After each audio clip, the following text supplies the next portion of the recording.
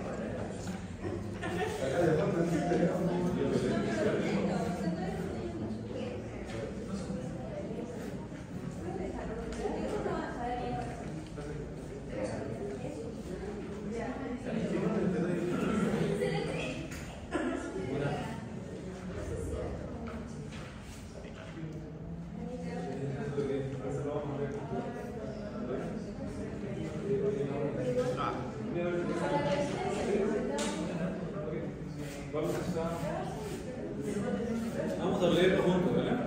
Para que sí vayan pensándolo.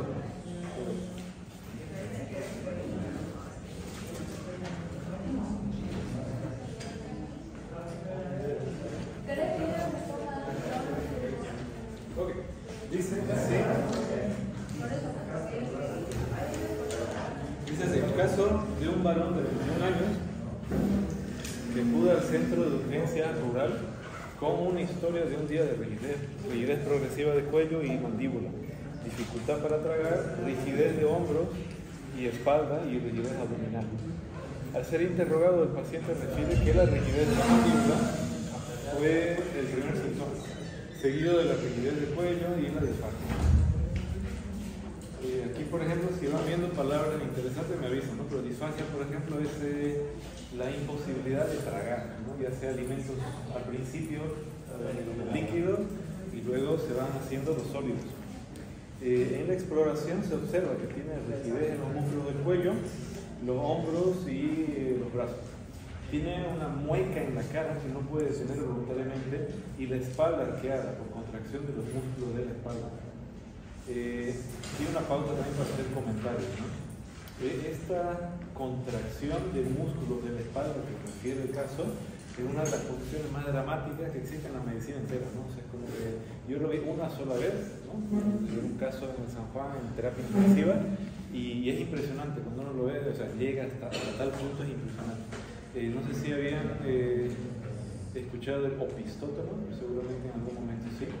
El opistótono es esta posición como si fuera un puente. ¿Saben en gimnasia cuando uno hace puente? ¿No? Es así un puente. Entonces vos lo pones al paciente así en la camilla, va a agarrar las cosas y cuando vuelve está en puente. Así, sumamente impresionante. Y eso es justamente por la irritación, la contracción de los músculos electores de la espalda. Entonces ellos se contraen, no queda una cosa. La otra cosa que llama la atención es esta, mira, dice, tiene una mueca en la cara que no puede detener voluntariamente. Vas a ver ese tipo de paciente y él está así, mira. Así como... ¿Ah? ¿Vieron el bozón? ¿Cómo?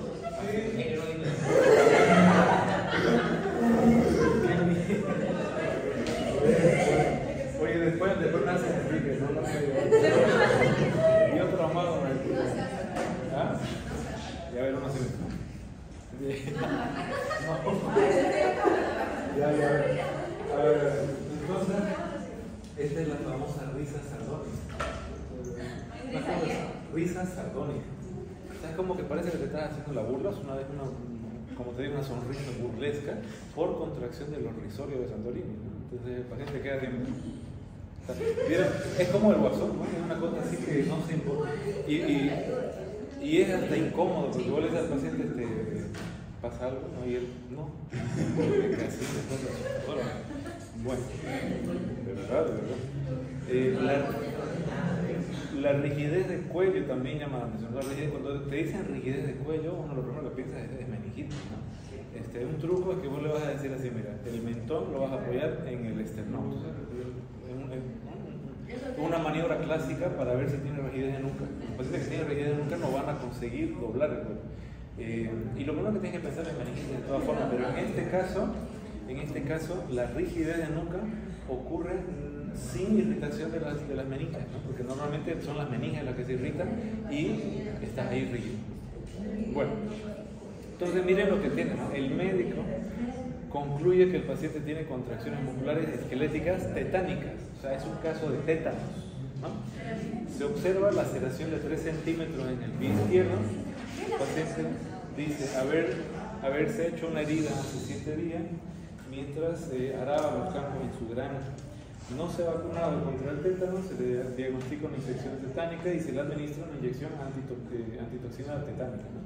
Entonces es interesante el caso. Vamos a luego hacer una especie de comentario, ¿no? Pero vieron que es una persona joven pero que trabaja en el área rural, ¿no? O sea, en el área rural estas personas viven muy alejadas de alguna comunidad que tenga algún sitio de salud.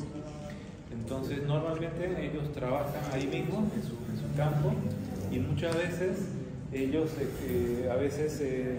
sufren cortes, ¿no? Cortaduras con sus herramientas y no se van a hacer, no llegan al centro de salud.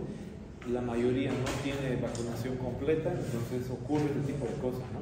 Aquí lo que hay que, luego haciendo la revisión del caso de tétano, vamos a ver que una de las cosas más importantes es el suelo, ¿no? O sea, pasa que son siempre infecciones contaminadas, mal lavadas, mal desinfectadas y que normalmente tienen contacto de alguna forma con la tierra, ¿no? La tierra que tiene heces fecales de animales, humanas y demás. Eso es lo que da tétano, ¿no? Porque tétano es causado por una bacteria anaerobia, ¿no? Y necesita varias horas para multiplicarse, ¿no? Si vos le pones ahí una oxigenada con oxígeno, le mata a la bacteria, pero estas personas no hacen eso, ¿no? Bueno, ahí tenemos 3 preguntas, ¿no? Preguntas que son, según yo, fáciles, no sé. Pero mira, dice, ¿en qué filamento del músculo esquelético se encuentra la troponina? ¿En qué filamento del músculo esquelético se encuentra la troponina? Claro, pero por ahí te dice que en qué filamento, ¿no? Entonces, digamos, dentro del sarcómero tenemos en principio las miofibrillas o los miofilamentos finos y gruesos. Entonces, el grueso es miosina tipo 2 y el fino es actina, tropomiosina y troponina. Entonces, ¿en qué filamento del músculo esquelético se encuentra la troponina? En el miofilamento fino. ¿Ah? Esa es la primera. La segunda, ¿cuál es la función del retículo sarcoplasmático liso? Esa la vimos en la clase, ¿no? Retículo sarcoplasmático liso, él se encuentra de alguna forma asociado a ese túbulo T, o cercano al túbulo T, con tal de que cuando aparece la activación de los canales de calcio por voltaje, el retículo endoplasmático liso libera el calcio. Entonces, ¿cuál es la función principal? Es almacenar calcio y liberar el calcio por señal del otro calcio que está entrando por los canales de voltaje. Entonces, es almacenar y liberar calcio. Eso, ¿no? Y la tercera pregunta que dice, ¿cuál es la base molecular del inicio de la contracción en el músculo esquelético? Entonces, a ver, ahí está toda la serie de eventos que hemos dicho en la clase teórica, que no vale la pena repetir ahorita, pero básicamente hay que contar la contracción entera, ¿no? Ahora, todo lo que hemos hablado de despolarización, la activación de canales y toda la cosa, ocurre para que se libere el calcio. Y es el calcio, una vez que está en la fibra muscular que se va a unir con la troponina, el que va a producir el ciclo de puente cruzado, ¿no? O sea, la contracción en sí. Entonces, ¿cuál es la base molecular de esto? El calcio. Doctor, entonces el calcio con la troponina hace el ciclo de puente cruzado, lo que hace la contracción muscular. Claro, o sea, el calcio cuando se une con ese complejo, lo que hace es una rotación de 180 grados del complejo troponina, haciendo de que en la cadena de actinas se descubran o queden expuestos, digamos, los sitios activos. Estos sitios activos tienen unión con la miosina tipo 2, con la cabeza grande, con la cadena pesada de la miosina tipo 2, y cuando se unen las dos rompen el ATP y eso produce el golpe, ¿no? Y eso produce el puente cruzado. Puente cruzado justamente porque en la actina, la miosina tipo 2 queda así, cruzada con respecto a la actina. Entonces, por eso es que dice, ¿cuál es la base molecular? El calcio. Bueno, hay varias cositas antes de la pregunta de comprensión. Voy a dar una miradita. ¿Cuál es la teoría del calcio? ¿Me cubre la razón por la función de la troponina? troponina con el Claro, la unión. ciclo de puente cruzado para liberar O sea, todo este ciclo de puente cruzado es dependiente del calcio. Ok, te voy a dar una revisada de lo que dice el caso. Este caso es sacado ya saben, ¿no? Del texto este de casos clínicos que lo tienen en la plataforma, y es siempre interesante porque te da, digamos, el escenario y te comenta un poquito de la correlación clínica. Entonces voy a simplemente leer. Dice, mira, tétano es un desorden neurológico causado por una toxina que es producida por la bacteria Clostridium tetani. Este género Clostridium es uno de los más importantes anaerobios. No sé si vieron anaerobios todavía. ¿Cuál? Las bacterias anaerobias. ¿La mencionaron? Ya. Claro, estas anaerobias están entrando. Estas anaerobias generalmente causan infecciones graves porque como ellas necesitan un ambiente anaerobio, siempre van a procurar, por ejemplo, hacer abscesos grandes, necrosis tisulares grandes. Entonces es una bacteria bastante feíta, ¿no? Ahí tienen varios representantes. Tienen el Clostridium botulinum, que también causa parálisis y demás, el Clostridium tetani, Clostridium perfringens, Clostridium difficile, Clostridium, y hay muchos Clostridium, ¿no? Bueno, dice, es una bacteria anaeróbica, gram positiva, bacilo que se mueve, ¿vale? Y encontrado en todo el mundo en el suelo de ambientes que están expuestos a animales, generalmente. Por eso que la granja es un lugar típico. Heces de animales, ocasionalmente heces humanos. La contaminación. Sí, o sea, la idea, miren que hay una cultura general de la población de tener miedo a los óxidos, ¿no? O sea, vieron si el material es un metal oxidado y demás, pero más peligroso que el óxido es la tierra. O sea, ahí está la bacteria, en la tierra, ¿no? Por eso que esto generalmente ocurre con los granjeros, ¿no? Luego dice, la contaminación ocurre por heridas expuestas a las esporas de Clostridium tetani, y comúnmente causa la germinación de esta toxina y desvitalizando el tejido, o sea, son áreas necróticas, ¿no? La toxina liberada bloquea la liberación de neurotransmisores inhibitorios, incluyendo el gamma aminobutírico, o sea, el GABA, alterando así la liberación de las vesículas sinápticas. O sea, interfieren con la liberación de los neurotransmisores inhibitorios. ¿Cuál? El ácido gamma aminobutírico, que es el GABA, ¿no? es un neurotransmisor que es siempre inhibitorio, o sea, puedes colocar inhibitorio por excelencia, ¿no? ¿Qué significa inhibitorio? Que de alguna forma va a hacer que el potencial de reposo sea más negativo todavía, ¿no? Produciendo un potencial posináptico inhibitorio, haciendo más lejos que descargue la cosa. Con la disminución de la inhibición, ¿no? Porque él bloquea el GABA, ¿no? Entonces el GABA es un neurotransmisor que tenía que inhibir a la neurona, pero ahora esta toxina inhibe el GABA, y con la inhibición de la inhibición, ¿no? Entonces ahí tenemos un aumento de la estimulación repetitiva de la motoneurona, haciendo que ella libere el calcio secuencialmente, ¿no? Y aumentando su descarga eléctrica. Entonces por eso que ocurre un tipo de parálisis bien interesante. No lo dimos en la clase teórica, me olvidé de mencionarles, pero hay dos tipos de parálisis que vale la pena. Cuando uno habla de trastornos de músculos y habla así de parálisis, hay dos tipos. Parálisis que son flácidas, ¿no? Que el músculo está ahí todo hecho bolsa, y las parálisis espásticas, ¿no? Las parálisis espásticas. ¿Cuál es la diferencia? Que en la flácida el músculo perdió totalmente su tono, ¿no? Su tono. ¿Cómo lo van a examinar esto? A ver, aquí hace daño, ¿eh? Vamos a hacer.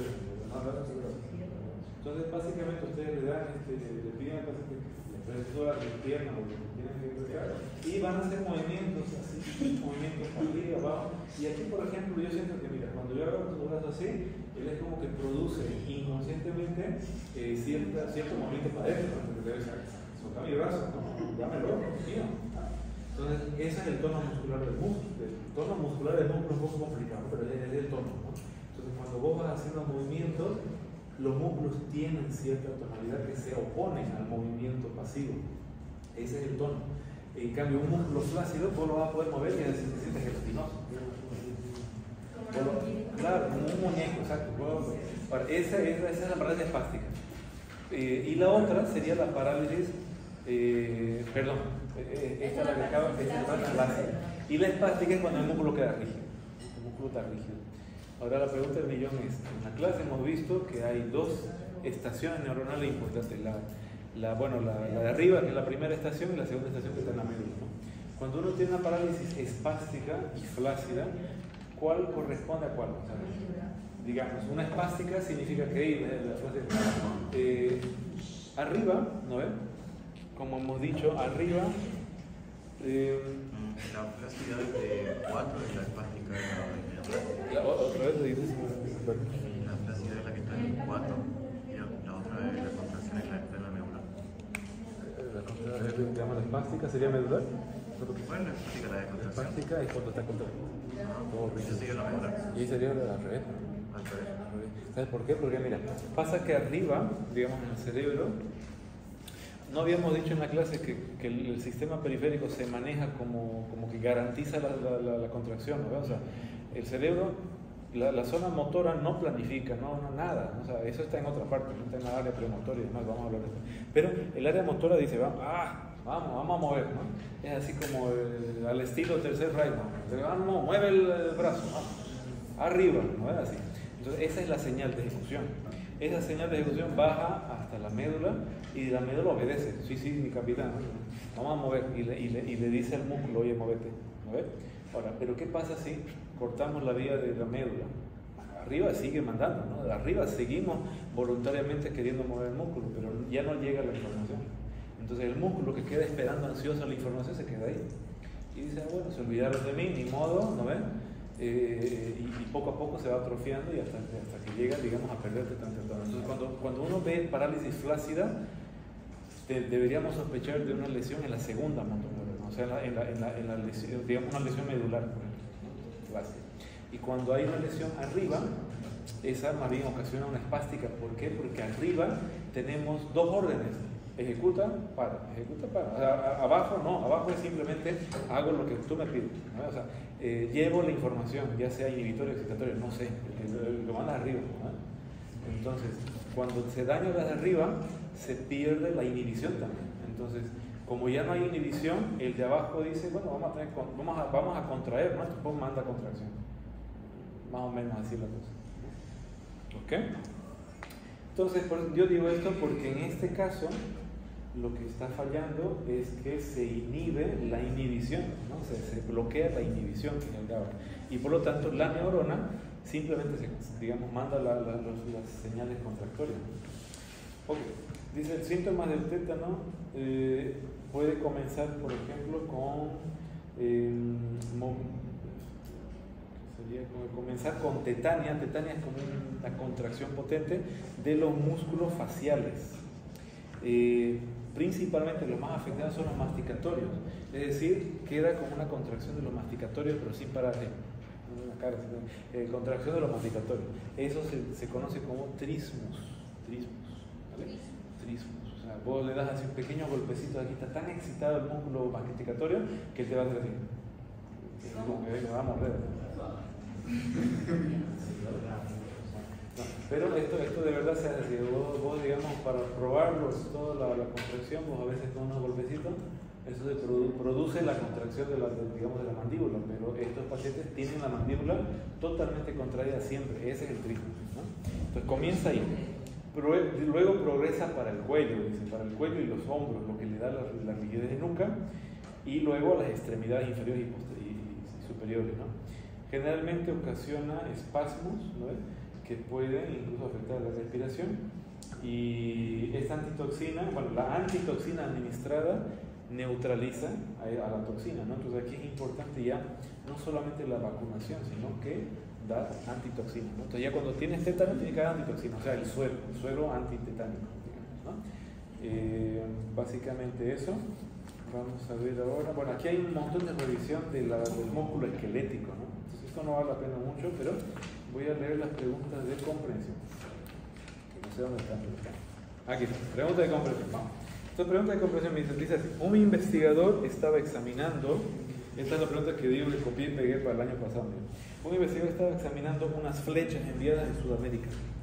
Accidentalmente se atravesó la mano con una de las flechas. Al cabo de un rato empezó a notar debilidad muscular. Acudió inmediatamente al hospital. Los registros eléctricos de los nervios que inervaban los músculos de su brazo indicaban frecuencias y amplitudes normales de los impulsos cuando se estimulaban. Momento. ¿Qué es lo que tuvo este señor, este investigador? Fue la toxina esa que ¿cómo se llama? Esa misma. La flecha. Aquí, digamos, te da esa historia que tú haces, ¿no? O sea, pasa que esta gente, digamos, estas personas descubrieron los principios farmacológicos de esta planta biocular que se sigue utilizando en la medicina, se sigue utilizando, obviamente no como toxina, sino que esta tubocurarina dio origen a muchos inductores anestésicos. Hoy en día se sigue utilizando. En la inducción anestésica siempre se utiliza un paralizante de músculo, ¿no? Entonces viene de ahí. Entonces esta plantita bloquea la unión neuromuscular, o sea, no deja que la acetilcolina produzca la contracción, o sea, se una al receptor, ¿no? Entonces ella produce un bloqueo. ¿Cómo se llama? La planta curar, el principio farmacológico de tubocurarina, tubocurarina. Ese es el principio farmacológico. Y a partir de ahí hay muchos derivados, ¿no? Van a escuchar así, mira, bencuronio, pancuronio, todo curonio son derivados del curare, ¿no? Roncurón, hay muchos curonios en la vida, ¿no? Eso es lo bonito del fármaco. El fármaco es fácil, bueno, es tan fácil, dale, pero aprenderse los nombres pasa que todos terminan en alguna cosa. Todos terminan en alguna cosa. Entonces, todos los que escuchen curonio son curados, ¿no? Entonces, son bloqueadores. Todos los fármacos, ¿no? Ahora hablando de fármacos, todos los fármacos que terminen en curonio son derivados del curare. Entonces, por ejemplo, hay pancuronio, bencuronio, rocuronio, todo curonio. ¿Okay? Bueno, entonces, llega al hospital, hacemos esta relación, ¿no? De las flechas, el curare, la parálisis muscular. ¿Y qué es lo que vamos a hacer? Le vamos a hacer un estudio de electromiografía. Electromiografía te pone unas agujas en el músculo y te van dando choques eléctricos para ver la conducción en el músculo de la electricidad. Entonces dice aquí, mira, los registros eléctricos del nervio que inervaban los músculos de su brazo indican frecuencias y amplitudes normales de los impulsos cuando se estimulaban. O sea, cuando yo libero electricidad, el músculo se contrae normalmente, pero cuando no lo hago directamente con electricidad, no se contrae. Entonces, ¿eso qué significa? Significa que hay un problema arriba, ¿no? O sea, porque una vez que yo tengo el calcio, el músculo se contrae totalmente. Aquí lo que estamos haciendo es inducir la despolarización por vía eléctrica, no por vía química, digamos, que se ve la acetilcolina, sino que yo le meto electricidad y el músculo se contrae automáticamente. Entonces vamos a ver las posibilidades aquí. Dice, ¿cuál de las siguientes es la razón más probable de la debilidad muscular de este señor, ¿no? Sabiendo todo lo que sabemos, vamos a la A. Mira, dice, y la respuesta, pero a ver, dice, disminución de la capacidad de la acetilcolina para estimular las fibras musculares. Esa es la respuesta, ¿no? ¿Por qué? Porque la acetilcolina no consigue entrar en contacto con su receptor porque está siendo bloqueada por el veneno. Entonces pierde la capacidad de estimular, ¿no? Estimular en términos eléctricos, fisiológicos y todo, es dar la señal, avisar, ¿no? Es como que vamos, es lo que yo digo, yo escuchar, ¿no? Es el estímulo. A es la correcta. B, vamos a ver por qué no las otras, ¿no? Disminución de la capacidad de calcio para unirse a la troponina en la fibra muscular. Si hubiera sido un problema de calcio y yo le meto electricidad y no puede el calcio unirse con la troponina, no me hubiera dado las ondas normales. ¿No? No tiene calcio. Entonces, no es calcio. Claro, no se hubiera contraído si hubiera sido calcio. Disminución de la capacidad para producir ATP. Tampoco, si yo le meto electricidad y el músculo se contrae, quiere decir que todos los mecanismos adentro están bien. Simplemente no está funcionando la señal de afuera, ¿no? Disminución de la capacidad del músculo para sufrir sumación y tétanos. Eso es lo que dijimos en la teoría, ¿no? Que cuando yo quiero, por ejemplo, hacer un estímulo más fuerte, yo comienzo a reclutar fibras, digamos. ¿no? Pero este no es un tema de reclutamiento de fibra, ¿no?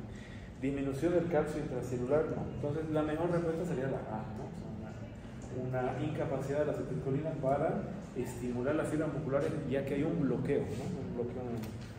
Ok, vamos a la 2. ¿Hay tiempo? Vamos.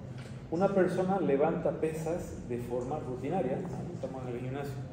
Los músculos implicados en el levantamiento sufren hipertrofia y se vuelven capaces de generar mayor fuerza. ¿Cuál de las siguientes es la mejor explicación de la base de esta adaptación? Sabemos que cuando hacemos ejercicio los músculos van a tener una adaptación fisiológica de hipertrofia, ¿no? Ahora te dicen por qué pasa eso. ¿Cuál creen que es? Ah, ¿la D? ¿La B? D. La D. Mayor, vamos uno por uno. La D está buena, pero vamos a ver uno por uno. Aumento de la longitud de las fibras musculares. Entonces yo estoy en el gimnasio. Si esto fuera cierto, cada vez que voy al gimnasio voy a crecer, no tiene sentido. La fibra muscular no es que crece en longitud, sino que crece en maquinaria, ¿no? Aumenta el poder contráctil porque dentro de la fibra aumentan las miofibrillas, los sarcómeros, comienza a engordar porque aumenta esta maquinaria. Entonces no es la longitud, la A no. B, aumento de la velocidad máxima de contracción. No digamos. No, porque dijimos que el músculo, ¿por qué no? Claro, Claro, aumento de la velocidad máxima. Siempre la misma. sí, no, es la misma velocidad, si haces con más peso. Eso, o sea, sí, podemos resolverlo así. Yo estoy levantando pesas, es la misma velocidad. No necesito velocidad. Y aparte de que habíamos dicho que el músculo en un movimiento repetitivo algún día se cansa. Entonces, en realidad la velocidad va a tender a disminuir. Aumento del número de fibras de contracción rápida en el músculo. Más bien, si yo quiero hacer algo repetitivo, no hemos hablado de fibras, ¿no? Pero vamos a hablar de fibras. Hay rápidas, intermedias y lentas, ¿no? Entonces, si yo quiero hacer algo repetitivo, necesito las fibras de adaptación prolongada, o sea, las fibras que serían blancas, ¿no? Las fibras blancas. Las fibras rápidas son de acción rápida, pero también de desgaste rápido, ¿no? O sea, son fibras que hacen movimientos muy rápidos, pero se fatigan. En cambio, si yo quiero hacer un movimiento repetitivo y continuo, entonces necesito fibras blancas, ¿no? Lentas, no sé, bueno, eso. Y la última dice mayor actividad TPasa, no. Entonces la mejor aquí sería la D, mayor número de sarcómeros dispuestos en paralelo, o sea, porque ¿qué es lo que hace el músculo para hipertrofiarse? Aumenta el número de puentes cruzados. ¿Y cómo lo hace eso? Aumenta los sarcómeros. Es por eso que necesitamos proteínas, por eso que necesitamos tomar agua, ¿no? ¿Qué hacen los fisiculturistas antes de exhibirse? Se vacía. No se deshidratan. Y de ahí, agua, ¿no? ¿Por qué? Porque el músculo absorbe agua. El 70% agua. Yo no entiendo mucho sobre eso. Yo tenía un alumno fisiculturista y me decía que un día, 2 días antes de la decisión se deshidrataba. No sé cómo se deshidrataba. No, eso se demora. ¿No toman agua? Yo pensé que era una forma más divertida. Bueno. Aumenta el consumo de sal y baja el consumo de agua. Mira. Bueno, y quedaba todo listo.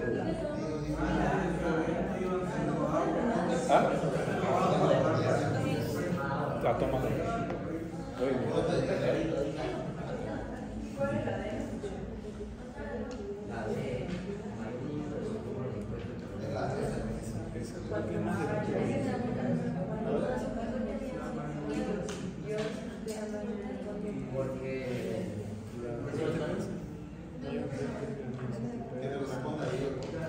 Sí, o sea, eso aumentaría la velocidad, porque digamos, si yo tengo más miocina TPasa, aumento la velocidad con la que ocurre la contracción y se relaja. Porque va a ocurrir el puente cruzado y se va a relajar, pero no me garantiza la fuerza. O sea, la fuerza contráctil va a depender de la cantidad de puentes cruzados que puede hacer. Allá, voy. Vamos con la 3.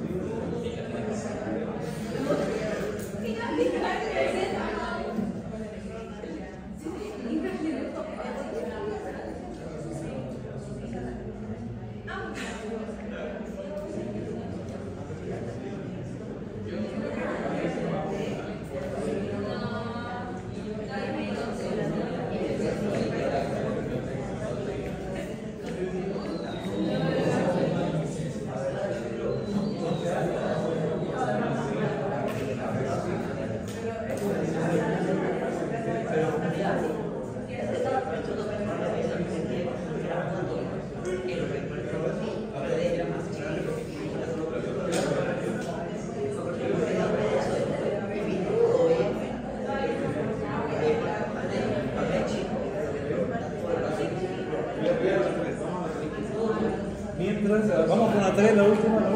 Sí, la última, la 3. Mientras está de pie sujetando una bandeja llena de platos. No me dice quién hoy día, pues. Ya, un mesero, mientras está de pie sujetando una bandeja llena de platos, le colocan 5 libras más de platos en la bandeja.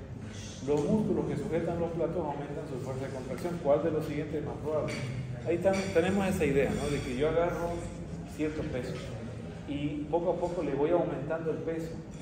Entonces te dice cuál de estos principios hace que yo logre cada vez sujetar más peso. Diga, básicamente eso. Entonces aquí la idea dice la longitud del músculo, el número de unidades motoras activadas, frecuencia de activación. Esa me suena bien, ¿no? La B, mira, lo que va a pasar es que, como dijimos al principio de la clase teórica, ¿no? Yo tengo una unidad motora con ciertas fibras para una actividad que puede ser flexión, extensión, abducción, lo que sea. Entonces, cuando yo estoy haciendo una flexión, el cuerpo, mediante la propia flexión, el estiramiento y toda la cosa, calcula cuánto es el peso necesario, ¿no? Eso, por ejemplo, se conoce como la parestesia, ¿no?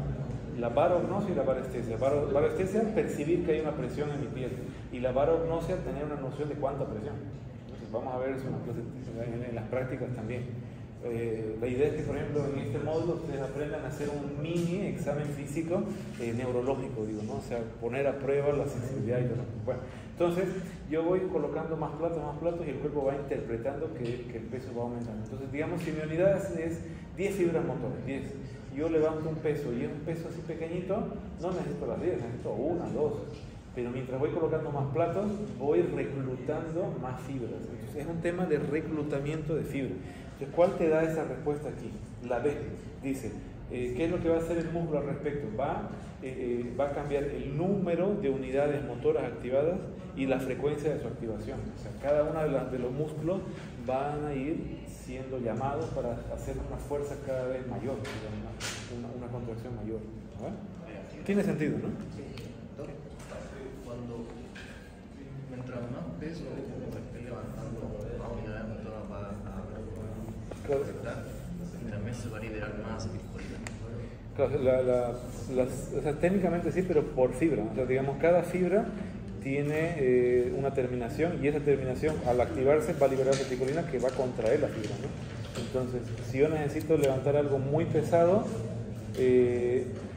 necesito, digamos, toda esa dosis de acetilcolina para ejercer esa función motora. Entonces, básicamente es eso, ¿no? O sea, cuando por ejemplo, y eso funciona con experiencia. Yo digo así, mira, uno se entrena, ¿no? Uno tiene una noción del mundo, los pesos y cuántas fuerzas necesarias. Si ustedes colocan, por ejemplo, a forma de broma, miren la forma de broma, un cuadrado así, pintado de metal, ¿no? Pintura metálica, y le ponemos así, no sé, 50 kilos, ¿no? 50, 100 kilos. Lo pones ahí, ¿no? Y luego agarras, ves ahí la persona y le dices, levantaste este peso, ¿no? La persona seguramente va a agarrar y va a hacer mucha fuerza, ahí se va a tirar para atrás. ¿Por qué? Porque nosotros tenemos una noción más o menos así de qué es lo que pesa 10 kilos, 20 kilos, 30 kilos y la fuerza que es necesaria para levantar. La gente que va al gimnasio es mejor todavía. ¿No? Digo, no, es una buena broma de fisiología, ¿no? O sea, es un experimento. Eso me gusta. Ok, una pregunta. Doctor, ¿se puede usar el 100% de la práctica usando agua?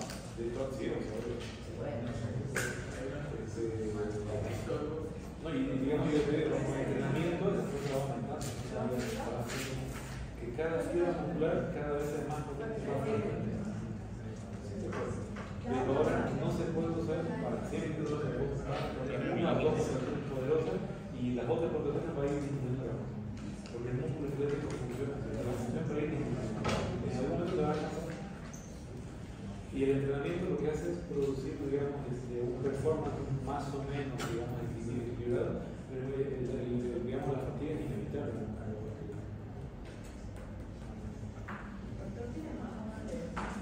Más o más, tengo las preguntas de Manuel y tengo el caso en inglés. Ah, sí. No, pero tienes que hacer. Qué barbaridad. Ya, ok.